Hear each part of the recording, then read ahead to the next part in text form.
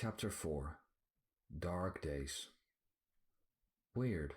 Taro's skeleton wasn't there, I realized right before I left. Winter was near, but an unusual setting tried to disprove that. As I moved the rocky platform I had made upwards, with me on it, I managed to get to the top. As I stood at the edge, I noticed what the brown dots were, which I saw from the bottom of the ravine. They were leaves.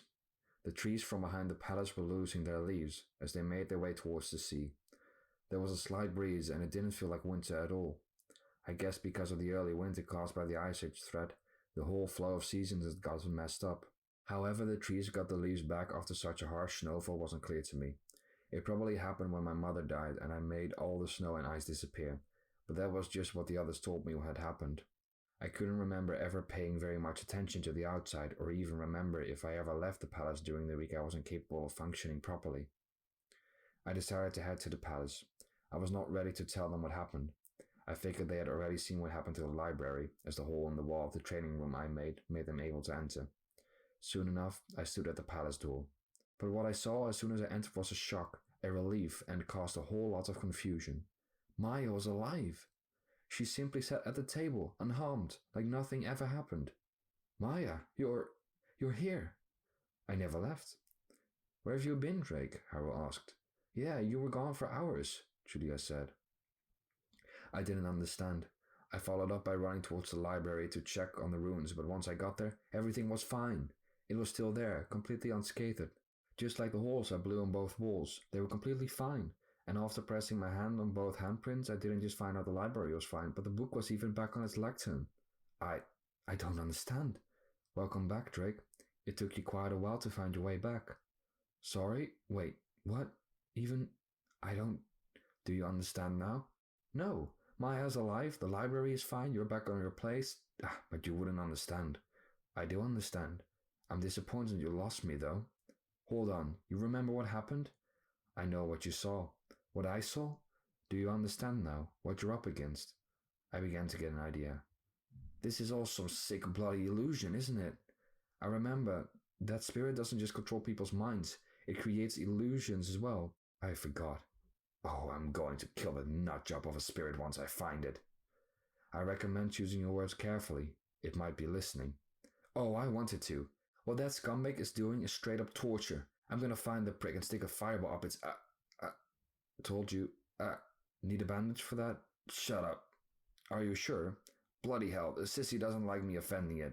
I wouldn't be so thankful. It bloody hurts. It's trying to get into my head. It already has. What? At that exact moment, I heard explosions. I saw the library once again crumble and everything came raining down. I had no time to think and had to get out. I once again blew a hole in the wall and ran towards my friends. They were unsure of what was happening, but were prepared to run with me. We exited the palace and saw it all collapse. Surrounded by my friends and a few centaurs, I looked at the palace getting destroyed once again. That will surely kill Calypso. Sorry? A centaur spoke about Calypso dying without showing even a little bit of compassion. I had never heard something as inconsiderate and fake. Where is Haru? Julie asked. I suddenly got really worried. There, Maya said while pointing at the last remaining tower. Haru was trapped behind the entrance to the last tower, but rubble was blocking his way. Haru! I shouted. Help! He called out scared. It all looked so abnormal. Everyone acted so weirdly, though I couldn't risk it. I ran towards Haru and tried to move the rubble. I used earthbending to lift it. Eventually, Haru could crawl underneath. I lost it for a few seconds. The next thing I remembered was horrible. I dropped the rubble while Haru was still trying to get away. I couldn't dare to look down. I slowly looked behind me, knowing my face could not show more fear. I turned around and looked at the others, who all looked at what happened in great shock, disgust, and especially horror. Their expressions turned to anger, and I could imagine what they wanted to do to me after what I did. But unfortunately, it became reality. Somewhat. Maya approached me while looking at me in disgust. She stood still for a few seconds, and in the blink of an eye, she swung her fan and slit my throat. I suddenly woke up from a nightmare. My reflexes made me touch my throat, but it remained unharmed. I thought I was back in bed, but the soft green grass proved to be a different, comfy bed. But while the grass felt soft, the situation became unfortunate right away. I looked around me and noticed I was surrounded by dragons. They all looked right at me, again with a furious look. Arian was one of them. Not again. You've killed us all, Arian said. What? You will pay the price. What the hell are you talking about? Each of the dragons opened their jaws. I moved the ground around me and formed a ball of earth in which I kept myself safe from their fire. I was trapped for what felt like hours. When I didn't feel any pressure anymore, I assumed it was safe. I made a hole in the ball and looked outside. I couldn't see any of the dragons.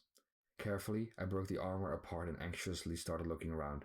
Luckily, the dragons were gone. It was so quiet. I suddenly felt something cold. It had started to snow. It started snowing harder and harder, and in just seconds, my complete vision was blocked. When the snow started slowing down, I suddenly wasn't in a field of grass anymore. I was watching my mother die, again. I had to relive the moment I so desperately wanted to forget. I had the choice to keep watching or to just walk away. I started walking to the bridge to cross the ravine. I didn't know why I was heading that way, but where else should I have gone? As I took my first steps onto the bridge, it vanished. As I fell, I never reached the ground. My surroundings started becoming dark and I was falling in nothingness. I was always falling. Eventually, when I looked down, I saw a source of light. I wondered where I'd end up at the time, but of course, nothing. I just kept on falling, towards a light I would never reach. I never saw coming what followed. I was looking for CK or Mammalian with my friends, but I soon realized that I'd never gone there before. I was following Haru, who was chasing someone through several alleyways. The person he was chasing was wearing a raincoat. The person, seemingly male, reminded me of someone, but I couldn't see his face. I kept following them until we got to a cliffside. It was storming, but everything remained inaudible for me. I saw the man was in pain. Eventually, he fell off the cliff. Haru managed to grab a hold of him, and I could see Haru's expression, meaning that he probably saw the man's face. But I couldn't. Haru seemed terribly shocked before the man slipped. Who was it he saw? Time went so slowly. I'd seen several horrifying, fearsome, and painful scenarios, and couldn't take it much longer. It was like I was stuck in dark nights again. Maybe I was. But if I wasn't, the illusions I was made to see were very close to making me lose my sanity. I didn't know how long I'd be able to fight them or be forced to see them. I continuously wondered why this dark spirit was doing this to me. Why? What grudge did it have against me? It was obvious, but I was so tired. I couldn't think straight anymore. I bet anyone could have guessed it by that time, but I couldn't. I was so foolish. And secretly, I didn't even want to know. Secretly, I grew terrified.